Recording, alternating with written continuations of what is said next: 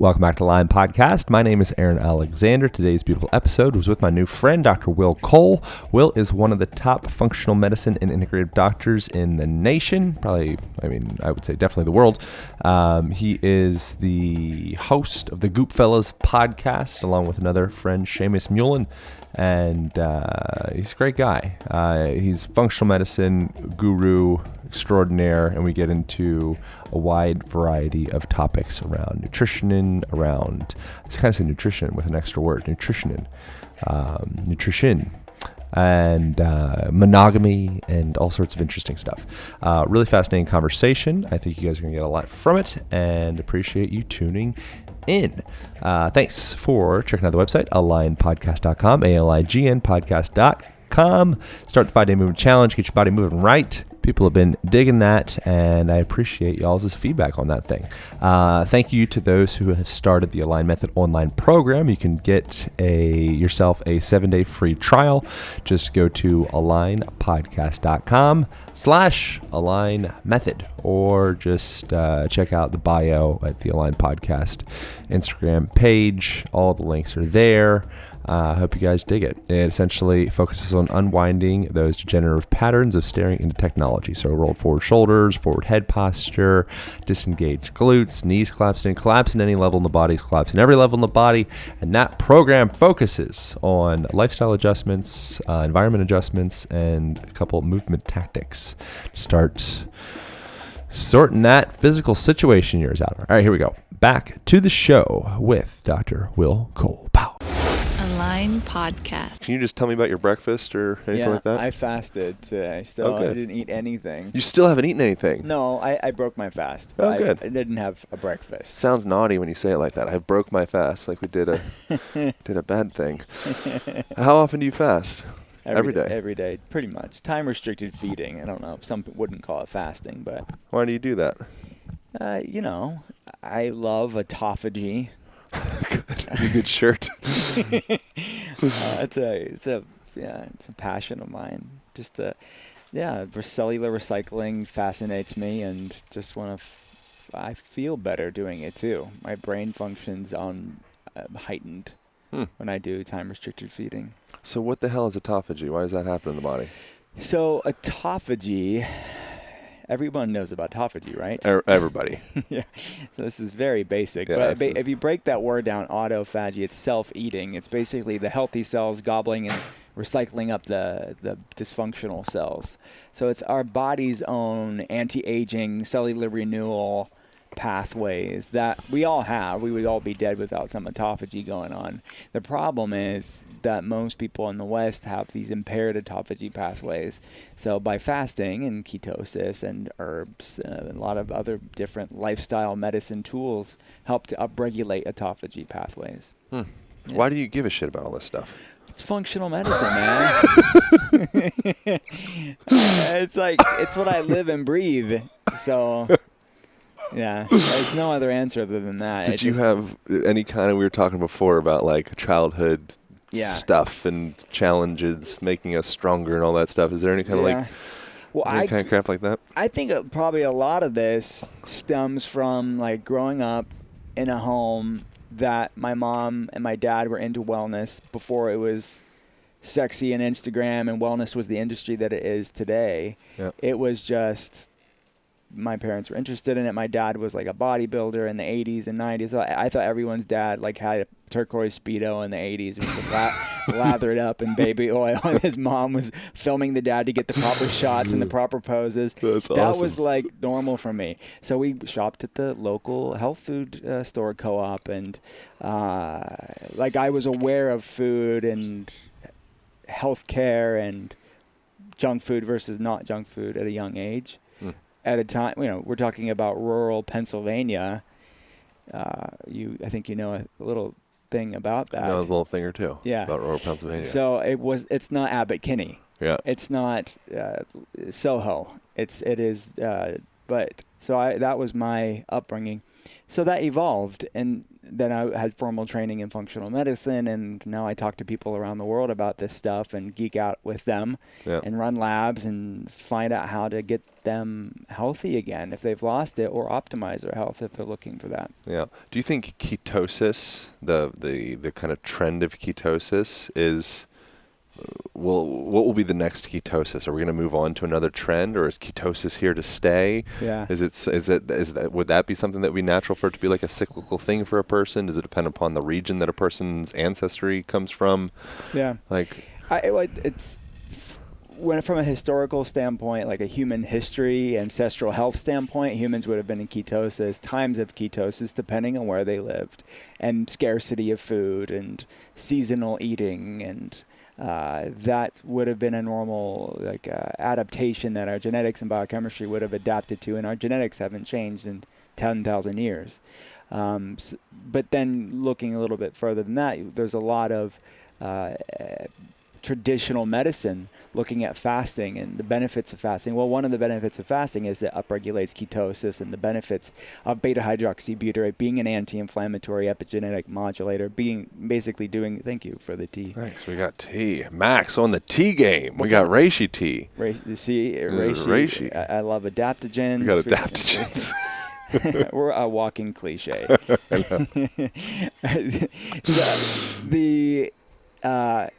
So ketosis, I think, when you look at fasting being used throughout history and traditional diets using healthy fats and lower carb diets, just from a traditional diet standpoint, that would have elicited ketosis. And then looking just at modern history and the research around epilepsy and seizures that's been going on since the mid-20th century in ketosis, and bodybuilders were talking about ketosis in the 80s and 90s when I was growing up. So it was definitely, it's having its zeitgeist right now in pop culture and on the blogosphere. So that will fade, like so much things will fade. Yeah. But the science will remain, the health benefits will remain, the application will remain even when the sun's not on it. What about people that, so we were talking before, I lived in Hawaii for a while. At one point I lived in the jungle, like the north side of Hawaii, and I would do I had a dirt bike, and I'd ride into this place called Hana, and I've been there before. So I just gather fruit, like it was like a part of shopping. I was like 19 and poor, so I'm going shopping. Yeah. And I would just gather, come back, and I would just eat an immense amount of fruit. Yeah. And I don't remember exactly, but I think I felt pretty fine. Yeah. Like, is there a place in the world where all of a sudden eating more of like a fruit-based diet, for example, is more okay, or does that not exist? Well, I think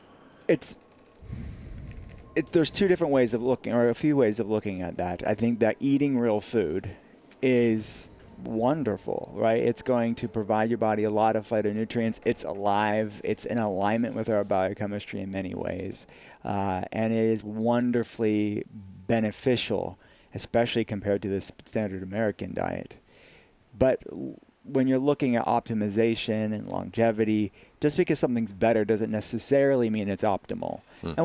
And I don't want to make any broad sweeping overgeneralized statements either. There are some people that have a tolerance for higher carbs and they're fine. Yeah.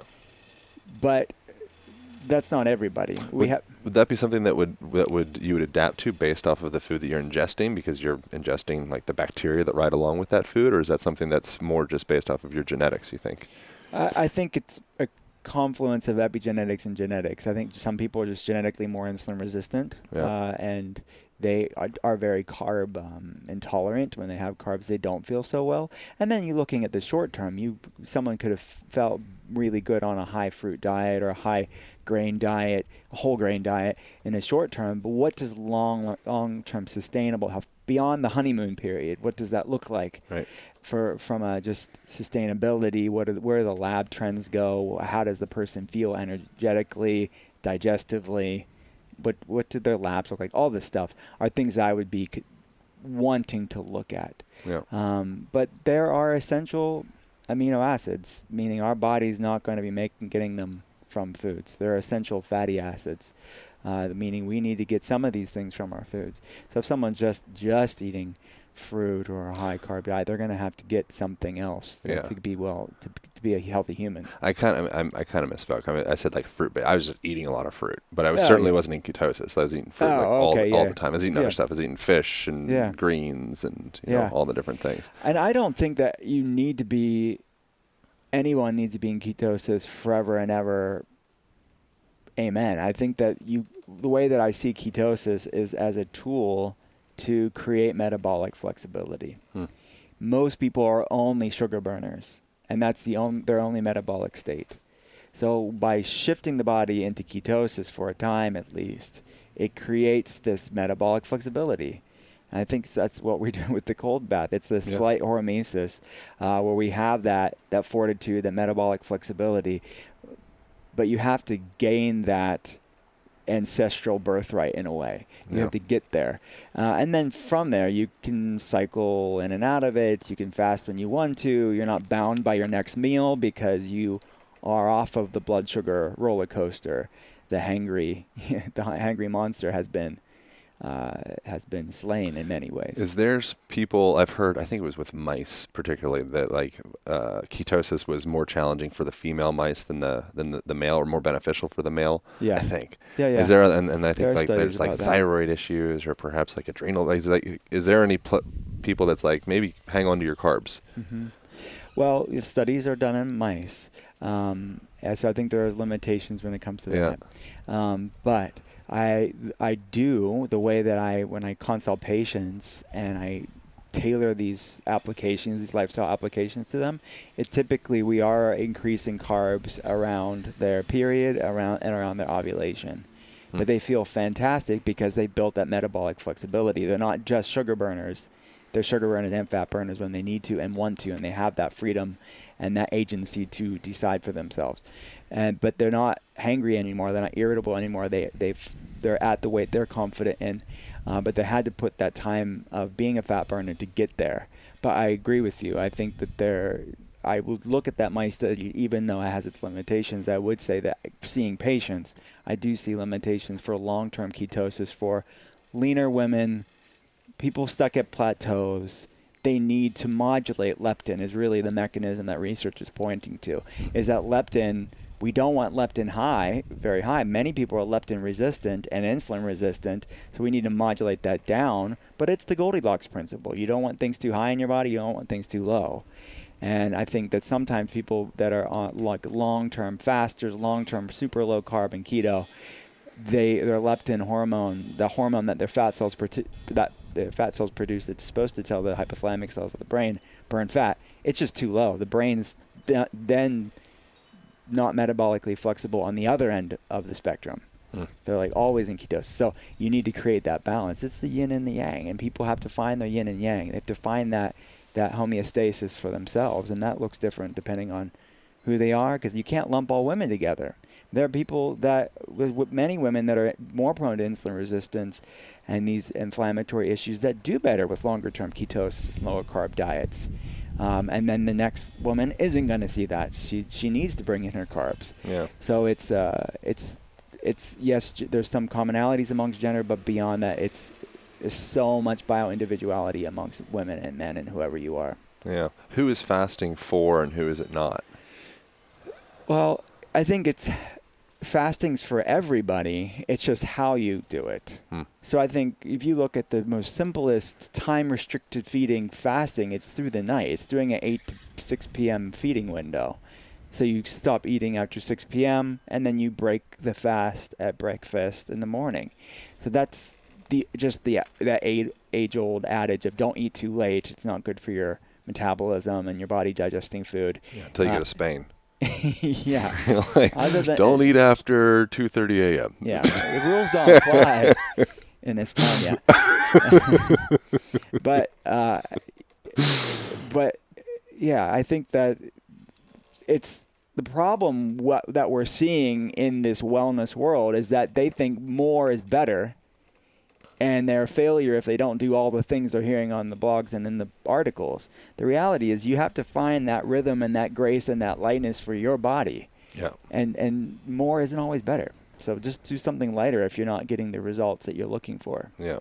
I think that also something that I see oftentimes in like the various different nutritional dogmas is a lot of confirmation bias, and you intentionally put yourself within the echo chambers to receive the messages that you want to hear, and then it becomes this team group dynamic, us versus them, and then it's like really what I see underlying all of that is just a need for community. Yeah. So call myself vegan or paleo or fruitarian or whatever. Really, I just want to have like a buddy to have something to be pissed off about the other people about. Yeah, but that's when community though. Community devolves into tribalism, and it's just ugly. It's community used for wrong purposes, for negative purposes, and it's unintended consequences. They don't go in saying we're going to be negative. They just think they're right. And they get so zealous that they're fighting over food. Yeah. We're at a sad state of society when people are literally doing troll wars on social media over diets. Yeah. But that's what this has devolved to, and it's sad. Yeah. What do you see in your practice working with patients? What are some of like the underlying drivers of nutritional imbalances? Is there like emotional things going on? Is there other conversations other than just they just don't eat right? Food is a big modulator of human physiology, obviously, but it's not the only thing. Yeah. And in my second book, In the Inflammation Spectrum, it's obviously about foods and finding out what works for your body, what brings inflammation up for you, what lowers inflammation, and finding that rhythm for your body and not making overly dogmatic statements about one way fits all, because one size doesn't fit all when it comes to health. But there are so many non-food inflammers that I see, or non-food disruptors of homeostasis. One of them, or I should say some of them that I see, is a lack of community or a misdirected sense of community, where they're on technology so much and in social media so much that it's creating this FOMO like cancer, that they don't have any real connections to other humans, and that's feeding this stress and anxiety, and it's impacting their circadian rhythm and their sleep. It's really feeding into a lot of imbalance in our society. And I don't have an easy answer of solving that, but we need to find a balance with our relationship with technology. What are some of the other inflammers in our environment that aren't the obvious food ones? Toxins, I would say, and that's a very general term. I don't even like to use it because it's so overly used in the wellness world. But I would say things that are out of alignment with our biochemistry. So the products that we're using in our home, cleaning products, laundry detergents, makeup for people that wear makeup, just skincare products, shampoos. These things are largely unregulated. They are largely untested for human safety in the United States. And a lot of things that are legal in the United States aren't even permissible in other countries. So this is something that we need to be mindful of, because our skin's our largest organ. What we put on our skin, a lot of it's absorbed. And that's going into our bloodstream, and that can impact our body. There's endocrine disruptors, hormone imbalancers. There's things that drive up the sort of low-grade inflammatory storm that so many people find them. So you can look at the statistics look at diabetes and autoimmune disease. There are several different schools of studies looking at the fact that toxins can really throw our immune system up in upheaval and drive insulin resistance and mitochondrial dysfunction. So yeah, it's food, but it's all these other things too, which can create fear and stress and anxiety. I'm not saying that for people to live in a bubble, but they need to just be informed and do the best they can with the access that they have. Yeah. So what does inflammation in the body end up actually translating to? Inflammation. Because obviously, naturally, inflammation is a part of your existence. Yeah, it's a product of our immune system. Problems, but it's inflammation in balance is a good thing. It fights viruses and bacteria. It heals our body. We would all be dead without healthy, balanced inflammation levels. The problem is back to that Goldilocks principle. It's not too high, not too low, but just right, and when we need it. So the problem is, just like on a macro, environmental level, there's global warming and climate change going on. There's climate change going on in people's bodies. Things are just completely out of balance. And that is what's going on a human physiological level, epidemic proportions. So Because inflammation is the commonality between just about every health problem out there. Even mental health issues like anxiety and depression and brain fog and fatigue. Yeah. People don't think of those as inflammatory, but the science suggests that they at least have an inflammatory component, if not being full-blown inflammatory issues for people. Neuroinflammation. And there's a whole field of research looking at this. The cytokine model of cognitive function. Basically how inflammation impacts our brain. But while these are sobering statistics, these are things that are largely improvable and overcomable. Not quick fixes, but they are things with lifestyle changes that can start to move the needle in a positive direction. Yeah, I've heard you talking about how something we've talked about a bunch here is like the leaky gut issues and people having issues with their guts. But then I heard you relating that to the blood-brain barrier and having kind of a similar dilemma happening within your noggin. Yeah. What the hell is that? They call it leaky brain syndrome. I didn't think of it. I would have thought of a better term for it. I liked it. But it automatically gets people that aren't in wellness and like, what the heck are these quacks talking about? Right. They're talking about leaky brain syndrome now. But the research just refers to it as increased blood-brain barrier permeability. Zonulin and includin, these proteins that govern gut lining permeability, are also associated with increased blood-brain barrier permeability. So this is associated with a lot of different mental health issues and neurological autoimmune issues like MS and the like. I mean, there's a lot of different neurological autoimmune problems. How much of that is controlled from like a top-down perspective, being like from your thoughts and your internal state? Because I think it's interesting with studies and such, like placebo effect is effective like over 50% of the time. Mm-hmm. I'm sure it fluctuates depending upon what they're doing. So much of what we're doing, I wonder, I have these kind of spacey tinfoil hat moments of like, perhaps my perception of the story of the food that's going into my face, perhaps just my perception of the belief of what it does actually kind of catalyzes the action inside my biology. Is that like some crazy shit? No, I would say that that's definitely a component, without a doubt. I'll tell you why I think that is. Because the placebo effect is real, and it's not a bad thing. It's the power of the human mind. It's the power of suggestion. It's the power of will. But it's not one thing. It's not just that. Obviously, we know there's physiological properties and nutrient density, and the pathways are there in the data as far as the benefits of real food and how they help our body. I think we have enough evidence there. But at the same time, there's so much bio-variability going on here where I think the stress around eating and someone's attitude towards what they're doing plays a powerful role for some people. Yeah. Some people more than others, but I see the people that are eating all the good foods, doing all the things in wellness, but still feel lousy, but they hate the foods that they're eating. They're miserable. But yet they go on vacation and go and eat something off of what they would normally eat it's like filled with refined carbohydrates and sugar and everything that you would think would make them feel good. But it's their lowered stress level, and they had a good attitude towards it, and they feel fantastic, and their symptoms are abated. Yeah. Does that mean that the sugar and the pasta and all that stuff is great for them? No, it doesn't. But it just shows you the power of the human mind. The human spirit and human attitude. Yeah, it's like terrain theory. It's not just the germs; it's our interaction with the germs. Yeah.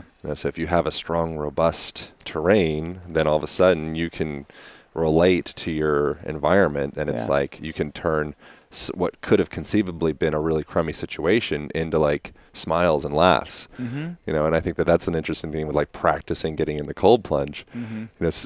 If you don't have the correct, I don't know, psyche or terrain or nervous system for it, it's like this horrendous experience. Yeah. But if you have put some work into developing that, then you can get in there, and it actually is a hermetic stressor that's really good for you and actually pushes you forward. Yeah. Yeah, totally. What about cow milk? The whole A2, B2, casein stuff. Yeah. Goat. You've heard about sheep. All the milk. Raw. Cat milk. Cat milk. Cambodian breast milk. Yeah. guinea pig milk. That's supposed to be the highest quality. Yeah, that's an Air One, right? Guinea pig milk, I'm sure. They have camel. I know they do. Huh? So I think for me, the position that I have on milk is, again, the heart of the inflammation spectrum. My second book is really not finding out what works for your body and what doesn't. There are many people that tolerate milk. There's people that don't.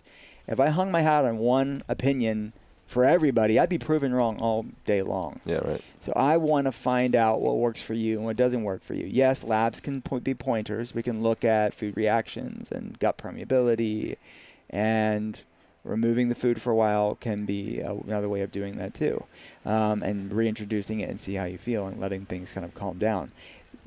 But with that said, the studies that are out there point to the fact of this misalignment between genetics and epigenetics. So the protein casein, the dairy protein, largely the cows in the West are beta A1 casein, this sort of subtype of the dairy protein casein, which is, from an ancestral health perspective, a lot newer compared to the totality of human existence.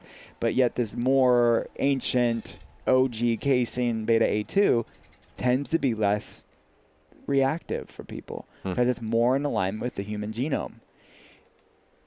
Look, but I still see people that have a problem with A2 milk too. So maybe it's just the overconsumption, and there's so many variables to consider. But I would say it's the more tolerable of the two. And then if you can get it fermented, it's even better. So kefirs and yogurts and things like that.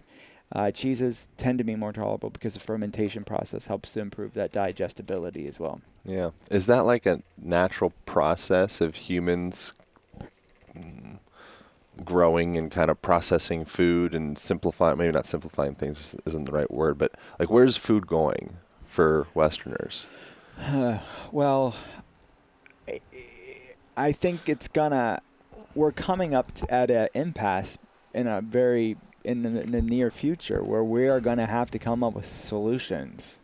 You look at the farming industry and the nutrient depletion of soil, and I think that we need to do something dramatically different to save our way of life and just quality of health. So the future is up to what direction we go on, and it's either going to be pain or proactive change.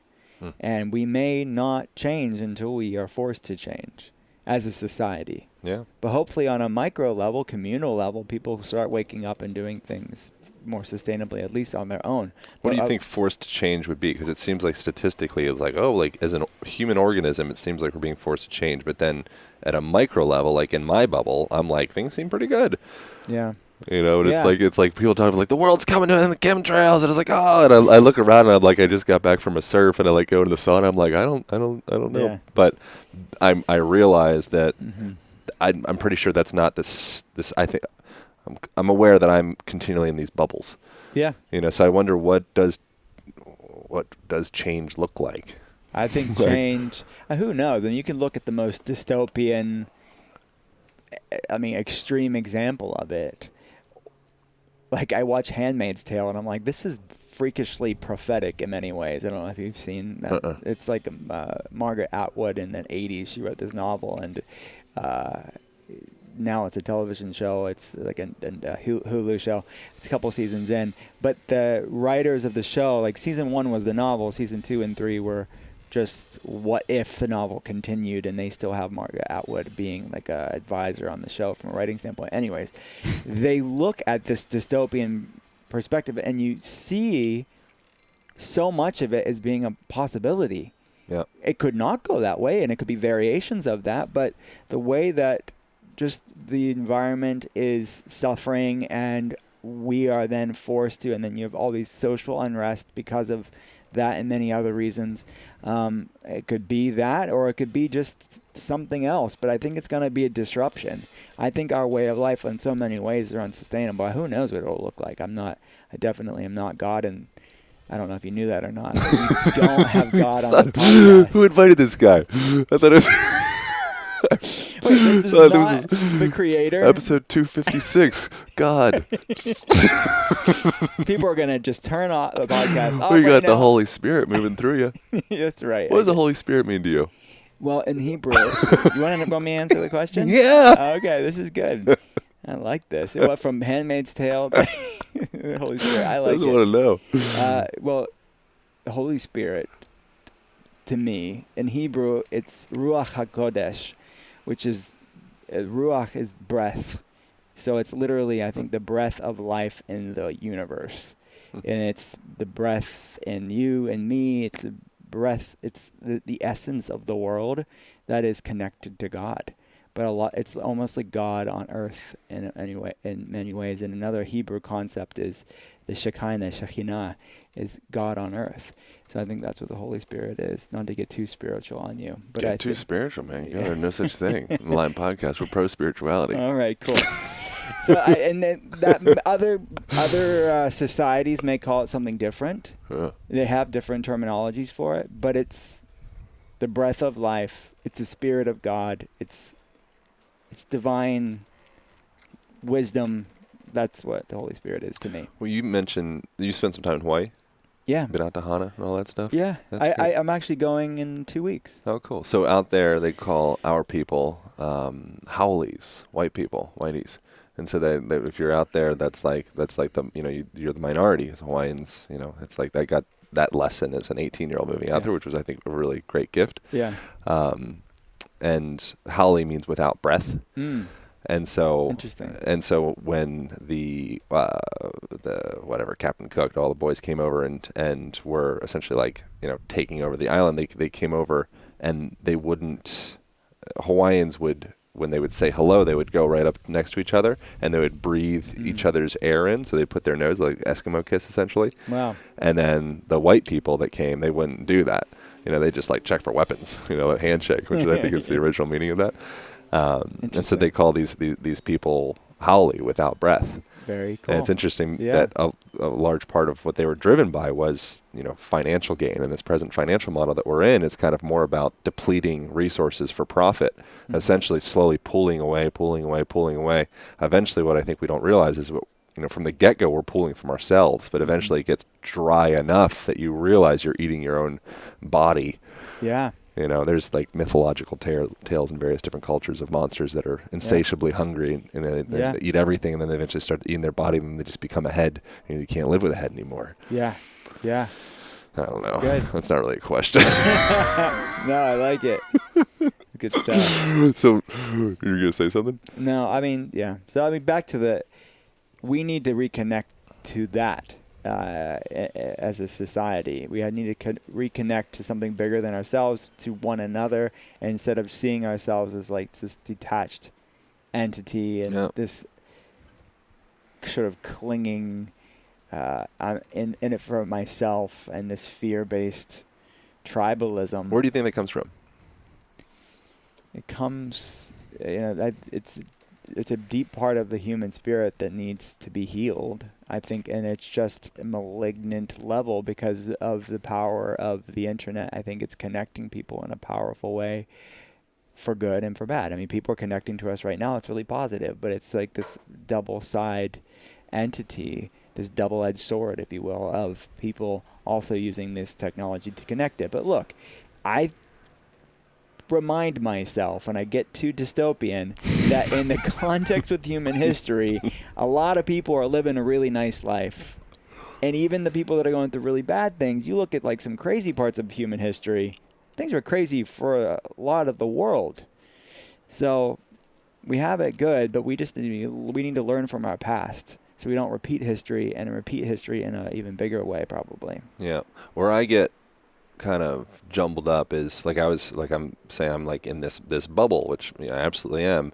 I wonder if the existence within that bubble is to the detriment of the people that weren't quite able to make it into the bubble. So I think it's and I think that's what the financial. I'm all hopped up on this book, Sacred Economy, right now. I saw that. So I'm just I'm like, oh my God, what's it about? Oh man, well essentially, I'm not smart enough yet to really be able to describe it in a great way, but essentially debt is our financial system is founded on debt, and the wealthy people, they become wealthier just based off of their wealth. So as opposed to actually having any value, you know, whereas like, oh, I created trees, or I created these chickens or these apples, or I'm actually created a thing. Now it's like the value just goes towards having that symbol, which is just this story. Yeah. You know, so all of a sudden we have this, you know, this leaf, and I say, oh, this leaf is worth 600 chickens. Mm-hmm. Everybody agree? Yes? Okay, boom. Yeah. The belief comes into existence. Mm-hmm. You know, and so now the belief system, you know, the myth that we're presently living by is one based off of profiting off of natural resources. And, you know, essentially, where can you create profit? It doesn't necessarily only need to be natural resources. You know, it's health as well. It's like all these, you know, so our vision is, okay, I can make these dollar signs out of that to the detriment of our own health, you know, of our cells, of Earth and everything. Wow. That was a long description. There's better descriptions of that book, I'm sure. Yeah, I need to check it out. So what's the solution?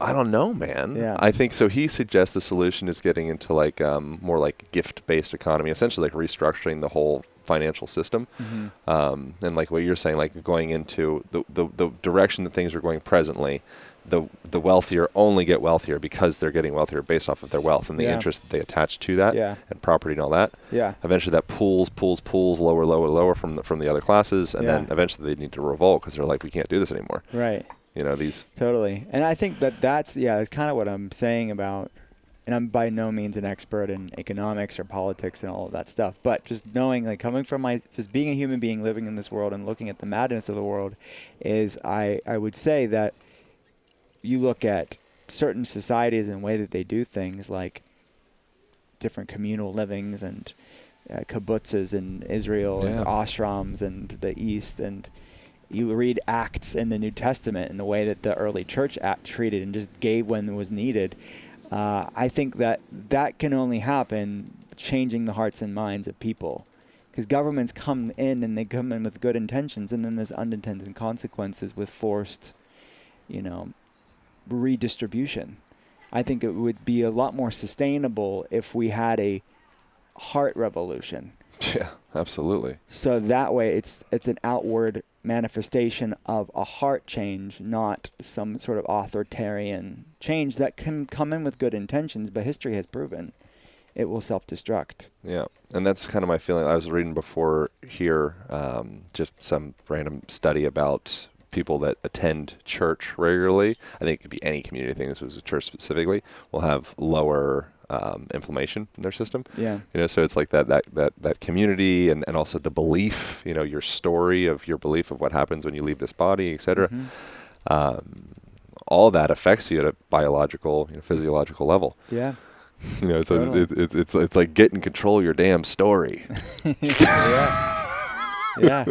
100%. I mean, connect with whatever resonates with you, because not everybody's going to, at this part of their journey, they're not, like, they hear the word spirituality, they can't get behind it. It's triggering for them, and they have to work on that, or to figure out where that's coming from. But it may just be community, and that's it for them. But that's a spiritual experience for people, and that's where they're connecting on that level. So it's my job as a functional medicine practitioner is just to kind of find where their level is with those sort of things, because you can get all the labs right and the food right and the natural medicine protocols right and any other sort of clinical protocol properly in place, but you have to get your head and your heart right too, because all that stuff is a true core foundational aspect to sustainable wellness. Yeah.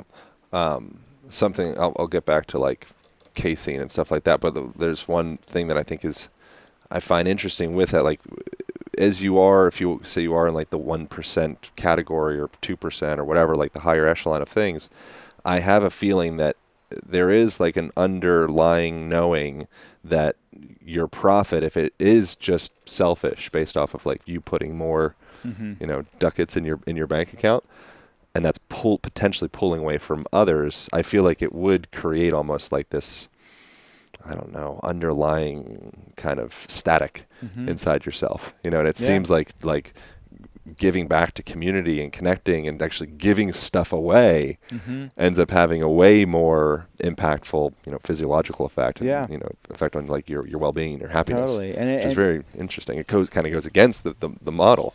Yeah, 100% does. But it's like being on talking to people for my day job and consulting patients online, and my doing the podcast thing.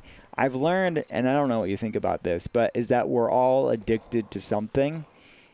We need to channel that addictive human quality into that kind of stuff. So you're almost addicted to that, connecting to people and giving things away and being a servant to other people. Yeah. And that is addictive because it's you get reward, you get this sort of energy connection, energy reciprocity. Yeah. That's what I think people need to lean into, because our culture is addicted to so much other stuff, social media and drugs and food and all of the So above. what's the low-hanging fruit that you see with patients? Like as far as like this will improve your life in a big way right now, and just not a lot of people are doing it. Guinea pig milk. That's basically it. Good. I get it, or one. I knew you were going to say that. I was setting you up. We have an affiliate code actually. Use a line code for guinea pig milk. Grass-fed guinea pig. Grass-fed guinea pig milk. Yeah. No, in all seriousness, I would say it is, if I had to say the low-hanging fruit, like the genesis, it's not the food. The food is just the lack of awareness. The food is a lack of connection with their body. Because I find that if people are in alignment with themselves, no, I did not mean to say that pun on words with alignment. But if they're in alignment with themselves, they tend to make more acts of vibrant wellness. It's just an outward expression of that. So they're not doing a diet. They're not doing a program. They're not doing a whatever. They're just doing an act that makes them feel great. And they would rather feel great and nourish their body than they would want to feel lousy. Yep. So that's going back to like your head and your heart. What's your relationship with your body? What's your relationship with food? What's your relationship with other people? And I think if you get that stuff right, like just watching humans behaving, like as a functional medicine practitioner, seeing the disordered relationships with those things, I think that's the genesis of it all. And then the practical stuff of access to food and education, teaching them how to get this stuff cost effectively and sustainably and practically for the average working class human being is the other sort of like practical thing that you have to look at. But there's so much bigger stuff beyond the practical that needs to be sorted out too. Yeah. So how does one start tapping into that? Essentially like rewiring. Yeah, it could be back to, I think, on a cultural level, is it going to be pain or proactive transformation? Is it going to be something that's so much trauma and bad things happened in your life that you had that awakening because of that? Or do you just have this light in you that somehow you heard a podcast like this, or you somehow came across an article and it resonated with you, and you didn't have to go through all of that stuff, and you started putting in the work and putting in the effort and putting in the intention to align yourself with that, with yourself? I think those are the only two ways, and I see both of them on an hourly basis. Yeah. What's inspiring to you these days? What are you excited about? What's inspiring to me? Well, a lot of things are inspiring to me on a daily basis. Inspiring to me on a daily basis beyond like I don't want to be like super cliched. My kids are a major inspiration to me. Like seeing my son, who's now like 13 years old. I can't believe I have a 13-year-old. It's crazy. I had him when I was 15 years old, guys. I'm just kidding. And then my 10-year-old daughter, like seeing them grow up and like becoming like little people, and their lights are shining in their own way. Like that's very inspiring for me. On a professional level, it's deepening my present moment awareness with patients, and like really being a part of their health journey is cool. It's really cool. So I get to see patients. We primarily see patients online, but I meet with my team in a normal like brick and mortar functional medicine clinic. And we meet every day looking at the schedule and just like looking at the clinical data in the labs and informing us. But after that, we are praying for these people and wanting to align ourselves with how can we meet these people where they're at. Because they're going through some heavy stuff. Most of them are. And I don't take that responsibility lightly. So to me, that is what is inspiring me more than ever. I don't know why it is, because I've been doing this for over 10 years, but it's like I've had this little reinvigorated love for it that I appreciate it a lot. Is there anything that stands out that you've learned from your kids? How to be patient. I think that parenting and marriage are both like meditations on everything that's wrong with you. And I have learned over the 10 years now. It's been, my son's 13 and I've been married 14 years, and I've been a parent for 13 years, seeing like how impatient I am. And like, I want things my way, and I have this, and it maybe on the outside you couldn't see it, but I have this inner resistance towards it, or this irritation. And that's what I'm working on. So they're teaching me how to be more patient and more present, because I'm running a clinic and I'm doing all the things. And it's, as I'm sure you know, it's hard to sometimes leave work at home. So my mind's still racing on all the things when I come home. So they're teaching me to be present, and I'm still learning. I'm a work in progress for sure, because I still, like 13 years later, I'm still working at it. But I'm deepening my present moment awareness with them too. What do you think of monogamy versus, like right now, polyamory and all the different flavors of relationships is like all the craze in the podcast sphere or blog sphere or whatever? Oh, it is? I don't know. Maybe I told not. you I didn't it's listen just to the sphere that I live in. I mean, the people that I hang out with, I guess. Do you? I believe that. This is like, I get it. I get it. No, I think it's, people have to find out where they're going to have joy from. And I had this conversation with Lewis Howes on Goop Fellas. Episodes will be out by the time people hear this, but there's research to show that you cannot have a really rooted, deep connection on that intimate sort of sexual level with tons of people. So maybe some people would be, and they're the exception. I think the average human, it's going to be a short-term thing. It can be okay. It's definitely not for me. And it's, I don't know. I think if it's working for you, great. I'm a libertarian at heart in that way. I don't pass any judgment. For me, I just see how it could really be dysfunctional in many ways. How do you maintain excitement in the relationship after X amount of years? Well, that, again, I'm a work in progress on that too. And it's putting my selfish needs in the back burner, and and giving out of my own need. I think that's the biggest thing. If seeing her as the girl that I married, and not getting, lazy and disrespectful to who she is as a human being. It's like when you're with someone every day for a year, or 13 years, or 25 or 50 years, it's so easy to take things for granted.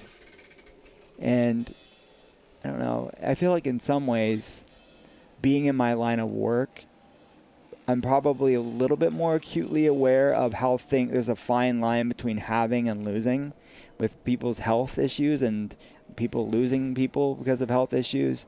That it keeps me a little bit more conscious of that. But again, I still fail at it on a daily basis. But I try to be more conscious of the fact that I appreciate her, and just have a deep appreciation. When you start appreciating who they are on a soul level, you start to you reignite that excitement. Yeah. Have you seen yourself change into like a different person, and her change into a different person, or are you both the same people after 14 years? That's a good question. I think in some ways we've definitely changed. I hear I got married young. I got married when I was like 20 years old, 21 years old, and she's like a year older than me. And you hear of these stories of people getting married at that age, and they grow apart because your brain's still forming, and you just don't really know who you are at 20 years 25, old. Your cerebral, your prefrontal cortex is fully grown. Is that what it is? Yeah, something like that. I think men may be 45, right. still growing. But I think that, to me, we grew together in many ways, and so much of that is her being so supportive and amazing that I could definitely see, because I was in school and there was like a different trajectory, and then she was so supportive, and I could see that if someone didn't have a supportive partner or spouse, that would be difficult, because a lot does change from when you're 20 to when you're 35. Yeah. Now, how does a couple, I don't know, I said coupling, that might work too, but how do they actively grow together? Or do you just kind of throw shit at the wall, and if you grow together, you do, and if you don't, you don't? I think, I'm not a relationship expert, but I would say... You'll be after this. I would say the only experience I have is saying I've been married and been working at this for the past 14, 15 years in a relationship. I would say most people act like they know what they're talking about, or just trying to figure it out. And they're just doing the best they can of just trying to love somebody and put them first. But I am fascinated. Like right now I'm reading a new book. It's not a new book, but it's a new book for me. It's called The New Rules of Marriage by Terry Real. He's a marriage and family therapist. We had him on Goopfellas. But he inspired me of just like guys raising the bar. Because women for so long have been like leading a more conscious life, I think, generally speaking. And I think it's now time for guys to rise up to the occasion and be better human beings. So a lot of his teachings, and he's out of Massachusetts, and he's like, couples fly into Terry Real to like when they're about to get a divorce, and he like has like their come to Jesus moment on what they should do. So I don't want to ever get to that place in my life. I want to just keep things healthy and vibrant and get the oxygen and the nutrient and the love flowing all the time, so you don't become hypoxic where you need to fly to Massachusetts to talk to Terry Real. I don't want that. So I don't know. I'm just figuring out. I'm by no means an expert. Do you think that your relationship with your wife has helped you learn how to love yourself? Or is that like outlandish? No, I think that's good. I think that there is two sides of that. I think there's a waking above and below, if you will. I think that through loving somebody else, you can learn to love yourself more. But I think more oftentimes than not, I think you need to learn to love yourself first to be a better lover. Mm-hmm. But I think there's probably two sides of a coin, because sometimes you don't love yourself, but you do care for somebody else. So it's a bit of both, I think. Yeah, I wonder about that sometimes. With like, you need to love yourself. You need to kind of have all your ducks in a row before bringing someone else into it. But then sometimes, like, I like the idea of people being kind of like codes. I've talked about this on here before. But it's like you have a certain code frequency order. I have a certain code order. Yeah. And then sometimes we get together and we like unlock this new code that we never could have done by ourselves. Yeah. Or maybe that's just some bullshit story. We have access to everything with anyone.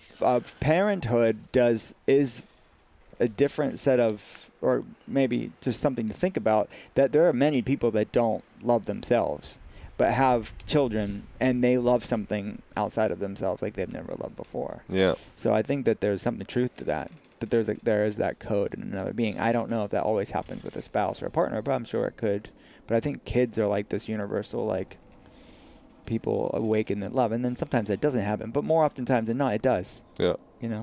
Cool, man. Yeah. We got to wrap up. You got to go and have dinner with your loved ones. I have to go practice what I just spoke about. Yeah, you got to go practice this shit. Where do people go from here? So you do the Goopfellas podcast, and you got your book's out now. Yeah, well, I have Ketotarian that's out now. Yeah. And then depending on when people listen to this, the Inflammation Spectrum is coming out October 15th. Okay, cool. I'll try to get it out before. Yeah. So the October 15th, it's on pre-order now, Inflammation Spectrum. And co-host Goopfellas. You can check it out on iTunes. I co-host that with Seamus Mullen. It's like Goop's first spinoff for guys to talk about transformation. And it's not just guys, it's women too, but it's coming from a guy's perspective. It's everything's at drwillcole.com. Sweet. People want to check it out. Love, man. Thanks for having me. Thank you, brother. Pennsylvania brother. Woo! Own it. Pennsylvania for life. All right. Over now. Thanks for listening. Pow. Hope you guys enjoyed that conversation as much as I did. I want to present y'all with a fun opportunity of starting a program that I created called the Align Method Online Program that focuses on unwinding the unsightly patterns of staring into technology, essentially. So forward head posture, rolled forward shoulders, hyperkyphotic spine, disengaged glutes, knees collapsing in. If there's collapse in any level in the body, it will will trickle up and down through the rest of the system. And that program focuses on unwinding those things, giving you self-care practices, movement practices, and lifestyle adjustments, very subtle ones, that will give y'all more flexibility, more strength, more confidence, more energy, all the good things. And you can start the first week absolutely free, and just go to alignpodcast.com/align method, ALIGN method. Along with that, guy, you will receive the Align band, which is a heavy-duty resistance band with a door anchor, and that also comes with its own online program that is free with that thing. Go to alignband.com and start that program for free. I think that's it. I so greatly appreciate you guys listening to this conversation. So greatly appreciate reviews on iTunes, sharing on the Instagrams or the Facebooks or wherever you do your shares. This program goes on, lives on because of y'all. So it doesn't go unnoticed. Thank you for listening. Thank you for reviews. Thanks for joining your life. Enjoy.